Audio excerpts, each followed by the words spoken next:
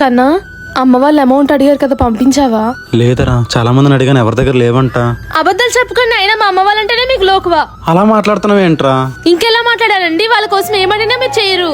అదే మీ వాళ్ళ కోసం అంటే మాత్రం ఏదో ఒకటి చేసి అరేంజ్ చేస్తారు కదా. నేను నిజం చెప్తున్నాను రా. ఎందుకండి అంత స్వార్థం చూపిస్తారు? కన్నా వంట అయిపోయింది, వెళ్ళి చేతులు కడుక్కో, భోజనం పెడతాను. అమ్ము, నా మీద కోపం పోయిందా? నీ మీద నాకెందుకు కోపం కన్నా? అంటే మీ అమ్మ వాళ్ళకి అమౌంట్ అరేంజ్ చేయలేదు కదా. అదా, కోపం వచ్చింది కన్నా, కానీ ఆ నిమిషానికే. నేను మా పుట్టింటి వాళ్ళ మీద మమకారంతో వాళ్ళకి మీరేం చేయలేదన్న బాధలో కోప్పడ్డాను. కానీ మీరు నాతో గొడవ పడుకున్న నా కోపాన్ని అర్థం చేసుకున్నారు చూడండి. అందుకేనండి మీ మీద నాకు కోపం ఎక్కువసేపు ఉండదు. మీరు డబ్బుల కోసం చాలా మందిని అడిగే ఉంటారు, కానీ సెట్ అవ్వలేదు. దానికి మీరేం చేస్తారు? అది అర్థం చేసుకోకుండా నేను మీ మీద కోప్పడ్డాను. సారీ అండి. పర్వాలేదమ్ము, నేను మా వాళ్ళకి ఏదో ఒకటి చెప్తానండి. రండి, ముందు మీరు భోజనం చేయండి.